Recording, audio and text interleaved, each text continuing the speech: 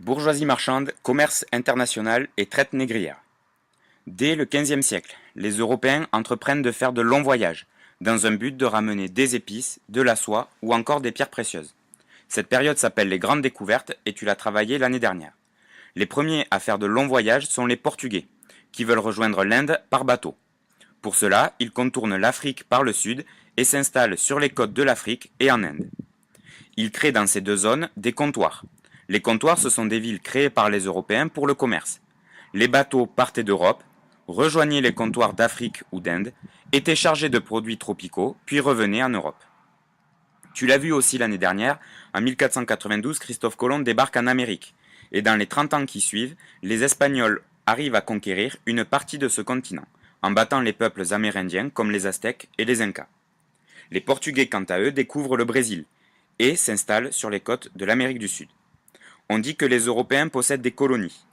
Les colonies, ce sont des territoires qui, à la base, ne leur appartiennent pas, mais qu'ils arrivent à conquérir, à s'accaparer, à habiter et à exploiter. Au XVIIIe siècle, les deux pays que j'ai précédemment évoqués, l'Espagne et le Portugal, sont ceux qui possèdent le plus de colonies. Tout d'abord l'Espagne, qui possède beaucoup de territoires en Amérique. Elle a l'actuel Mexique et toute l'Amérique centrale. En Amérique du Sud, elle occupe la partie ouest, de l'actuel Venezuela à l'Argentine au sud. En Amérique du Nord, elle est aussi présente, notamment en Floride.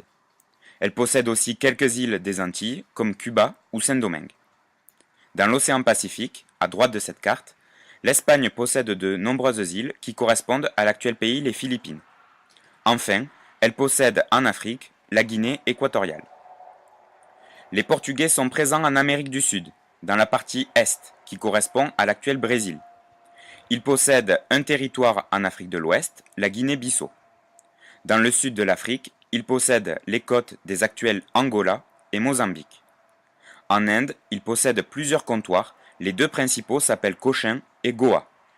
En Chine, ils possèdent le comptoir de Macao. La Grande-Bretagne est un pays qui devient de plus en plus puissant à l'époque, car il colonise beaucoup de territoires. Dans l'est de l'Amérique du Nord, il possède 13 colonies, le long de l'océan Atlantique, et crée des villes comme New York, dont tu peux voir le plan à l'époque. En Afrique, il possède la Gambie dans l'ouest, et plus au sud, la Côte d'Or. En Inde, il possède 3 comptoirs, Calcutta, Bombay et Madras. Les Français possèdent des territoires en Amérique du Nord, le Québec et la vallée du fleuve Mississippi. Dans les Antilles, ils possèdent Haïti, la Martinique ou encore la Guadeloupe. En Afrique de l'Ouest, ils créent la ville de Saint-Louis, qui devient un de leurs comptoirs au Sénégal. Plus au sud, ils sont présents en Guinée, en Côte d'Ivoire et au Bénin.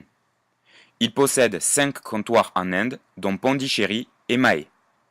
Enfin, les Hollandais, dont le pays s'appelle à l'époque les Provinces-Unies, possèdent le sud de l'Afrique, autour de la ville du Cap, l'île de Ceylan, en Asie, et l'actuelle Indonésie, aussi en Asie.